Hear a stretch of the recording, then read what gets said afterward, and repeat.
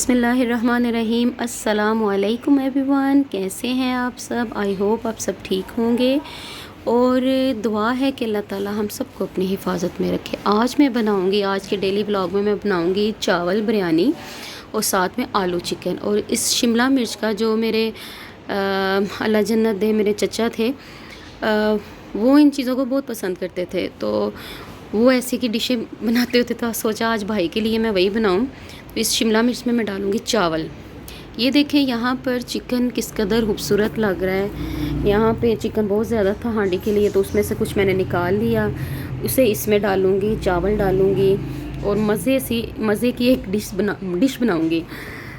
तो चिकन कम था चावलों के लिए, सो मैंने एक और पैक निकाला, उसमें से हाफ़ चिकन लूँगी मैं बिरयानी के लिए, क्योंकि प्लेट में ऑलरेडी मैंने हांडी से भी निकाला है चिकन, तो बाकी का मैं वॉश करके बाद में रख दूँगी। यहाँ पर कुछ मैं चिकन लूँगी, इसे अच्छे से वॉश करूँगी और फिर इसे डालूँगी बिरयानी में। ये मीट शॉप वालों का बहुत अच्छा चिकन होता है, फ्रेश भी होता है, सामने वो बनाते हैं तो फिर देते हैं।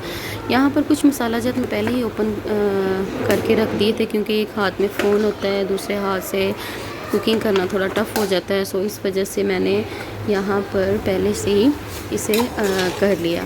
यहाँ पर ये देखिए, ये है जी बिरयानी, उसका मसाला तैयार कर रही हूँ और साथ में आलू चिकन। गैस वालों ने भी बहुत ज़्यादा तंग किया हुआ, गैस होती नहीं है, कुकिंग करने में इतना मसला आ रहा है।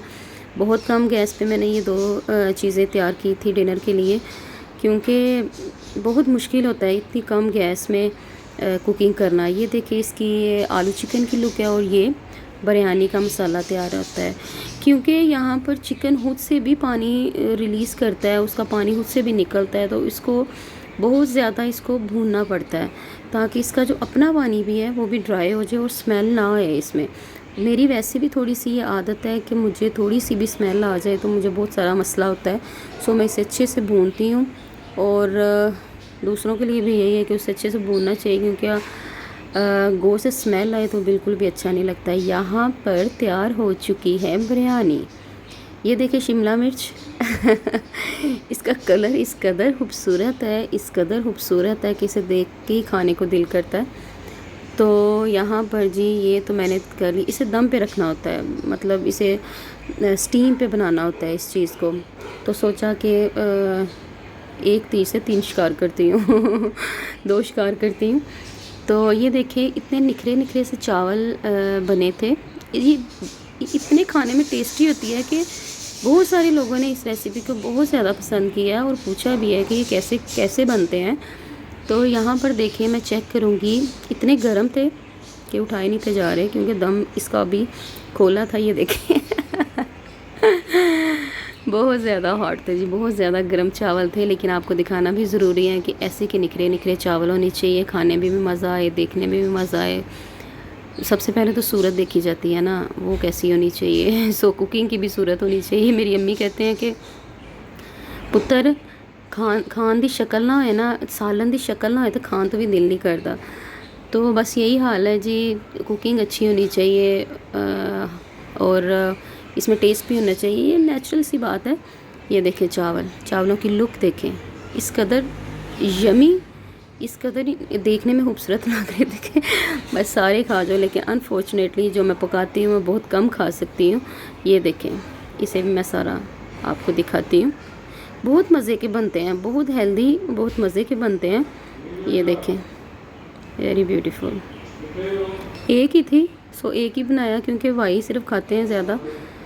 तो ये देखें, कुछ चावल मैंने निकाल के रख दिए थे, तो आप भी घर में ज़रूर ट्राई कीजिएगा। आई होप आपको मेरा ये व्लॉग ज़रूर पसंद आया होगा।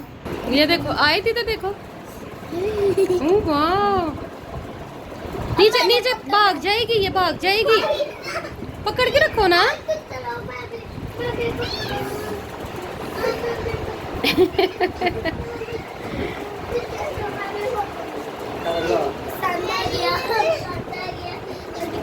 कुछ नहीं कहती आए,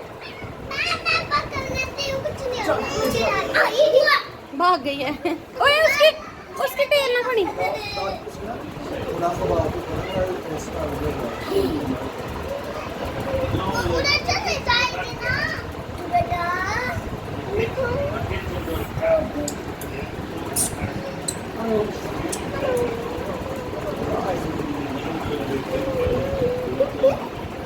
नहीं खाना